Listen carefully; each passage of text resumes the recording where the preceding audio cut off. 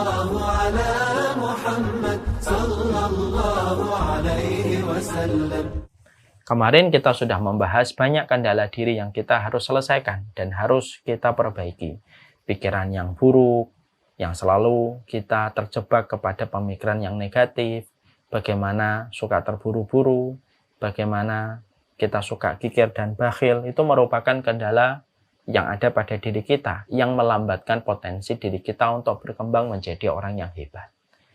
Kemarin kita membahas juga, kita pada pembahasan yang hari ini adalah termasuk salah satu kendala diri kita adalah adanya hawa nafsu yang ada pada diri manusia, bahwasanya manusia, siapapun dia, mereka memiliki hawa nafsu.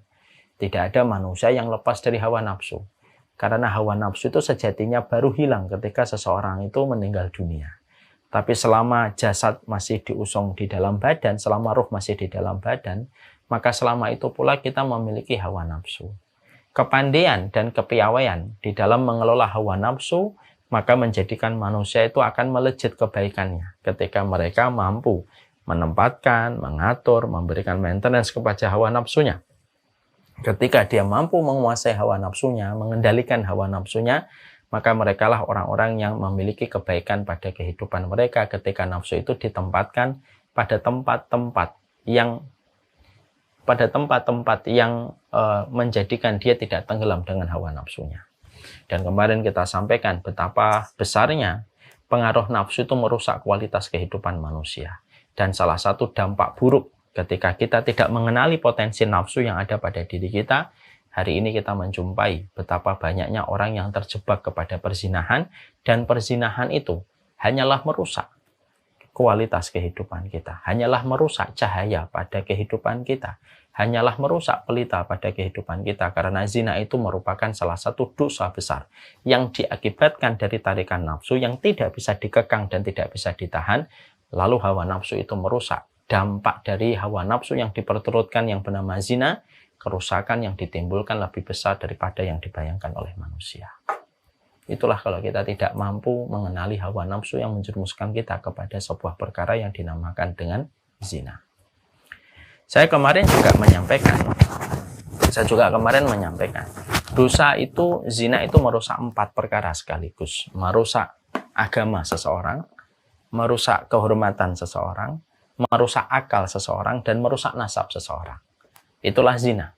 Salah satu di antara bagian yang terkait dengan hawa nafsu terjerumusnya seseorang di dalam perkara zina. Dan berapa banyak peradaban menjadi rusak karena perzinahan. Dan rata-rata musibah-musibah yang terjadi pada kehidupan manusia, dari gempa, dari banjir, dari tanah longsor, kalau kita kembalikan dengan pandangan keimanan, maka kita akan menjumpai Rasulullah kalau menjelaskan gempa, menjelaskan tanah longsor, menjelaskan musibah-musibah alam, selalu ada kaitannya dengan persoalan zina, karena luar biasanya zina itu merusak seluruh tatanan kebaikan pada kehidupan manusia. Makanya 4 perkara sekaligus itu rusak ketika seseorang itu sudah terjatuh di dalam perkara zina. Agama mana yang bisa menerima seseorang perempuan dan seorang laki-laki yang belum terikat komitmen, lalu mereka menikmati pada sesuatu yang tidak melahirkan sebuah komitmen apapun kecuali hanyalah kesenangan hawa nafsu. Tidak ada agama yang bisa menerima. Akal mana yang bisa menerima seorang anak yang kita lahirkan dizinai sama seorang laki-laki? Ketika kita menjaganya, ketika sakit kita menjaganya, ketika demam kita berusaha mengobatinya, ketika dia dalam masalah kita berusaha untuk membantunya, tapi ketika pada kehormatan dirinya malah justru diambil dan direnggut oleh seseorang yang tidak memiliki sebuah tanggung jawab yang dia berani sampaikan kepada kita selaku orang tuanya. Tidak ada akal yang bisa menerima orang itu bisa menzinai dan berzina dengan anak orang.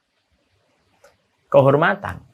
Mana yang lebih buruk dari kehormatan yang hilang ketika kancing baju dibuka dan kehormatannya itu direnggut? Nasab. Dan ketika zina itu sampai menyebabkan kehamilan, maka nasab dari anak yang dihasilkan dari perzinahan itu menjadikan anak itu tidak memiliki nasab kecuali nasabnya dikembalikan kepada tempat tidur, tempat terjadinya perzinahan itu. Anaknya tidak salah, yang salah orang tuanya. Dan itulah yang merusak nasab pada kehidupan manusia. Orang kalau minum khamr, maka yang dirusak adalah akal. Ya, kalau orang melakukan dosa, maka yang dirusak mungkin agamanya. Tapi kalau zina itu 4 sekaligus. Yang dirusak adalah akalnya rusak, nasabnya rusak, kehormatannya rusak, lalu agamanya juga rusak. Dan 4-4-nya sekaligus itu mati, sekaligus itu hilang. Dan itu disebabkan karena perzinahan yang dilakukan. Dan inilah yang menjadikan kita memperhatikan betul betapa rusaknya masalah perzinahan itu, dan sesuatu yang tidak bisa dimaklumi kapanpun itu, dimanapun itu. Walaupun zaman boleh berubah, walaupun waktu boleh semakin mutakhir dengan kecanggihan teknologi, zina tetaplah zina.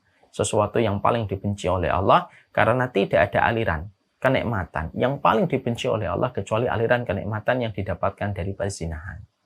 Tidak ada air yang paling najis kecuali air yang tumpah sebelum terjadinya pernikahan, dan tidak ada rahim yang paling najis kecuali rahim yang terbasahi dengan airnya laki-laki sebelum terjadinya akad nikah. Dan itu merupakan perkara jelas yang sudah disampaikan di dalam syariat agama kita. Karena Islam memberikan kebaikan dan Islam memberikan pemaksimalan, maksimal bagaimana menjaga kehormatan setiap manusia yang telah beriman kepada Allah dan Rasul-Nya.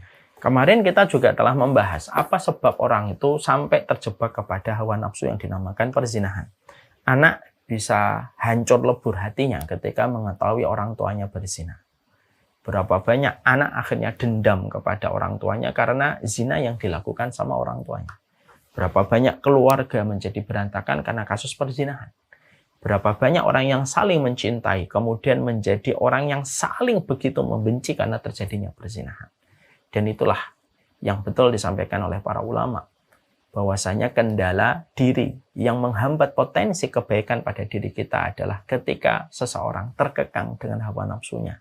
Dan ketika orang itu terkekang dengan hawa nafsunya, paling dekat akibat yang ditimbulkan dari hawa nafsu adalah perzinahan. Kemarin kita sudah membahas di antara perkara yang bisa membuat seseorang itu melakukan perzinahan, apalagi kita mendapati data-data di lapangan itu mengerikan ya. Data-data yang pernah saya baca, hampir 50% para remaja sudah melakukan hubungan suami istri sebelum pernikahan. Kita selalu dipertontonkan dengan tayangan-tayangan yang selalu mengarah kepada perkara-perkara yang semacam itu. Maka ini menjadi sebuah keprihatinan besar. Karena apa? Rusaknya seorang wanita yang kita lahirkan, yang kita miliki selaku orang tua, ketika dirusak kehormatannya, itu sejatinya lebih parah daripada mobilnya, rumahnya, iPad-nya, handphonenya yang rusak. Karena rusaknya kehormatan anak yang kita lahirkan, atau rusaknya kehormatan anak yang kita miliki ketika dia juga merusak kehormatan seorang wanita, itu lebih parah damage-nya, rusaknya, daripada rusaknya rumah, handphone, iPad, dan apapun yang kita miliki. Karena kehormatan itu tidak setara dengan nilai fantastik, materialistik yang bisa kita bayangkan. Makanya inilah yang menjadikan kita kemarin membahas.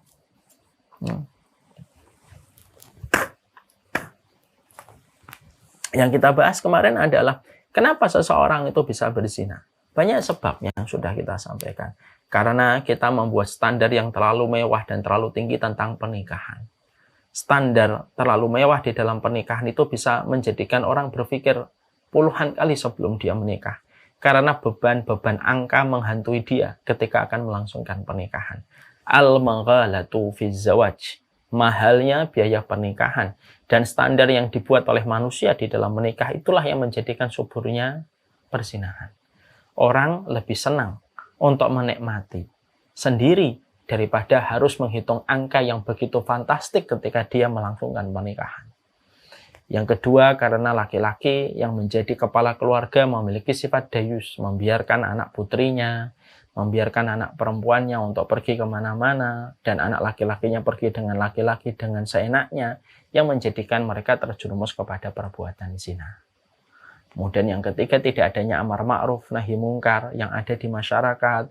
Lalu kita disuruh untuk membiarkan dan mempermaklumkan orang yang mereka berduaan saja dimanapun mereka, di mobilkah, di motorkah, yang menjadikan akhirnya terjadilah kesuburan di dalam masalah perzinahan.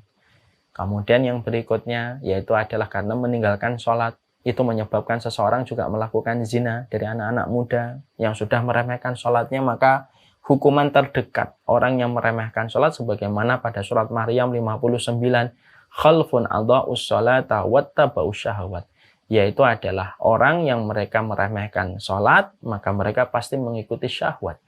Berarti orang yang meremehkan sholat itu biasanya akan terjebak kepada perzinahan. Dan berbagai macam narasi-narasi batil yang menjadikan orang merasa bahwasanya itu bukan perzinahan. Lalu dia merasa nyaman melakukan itu tanpa dia mengetahui bahwasanya itu perzinahan yang dibenci oleh Allah. Itulah sebab-sebab kenapa anak-anak muda melakukan perzinahan.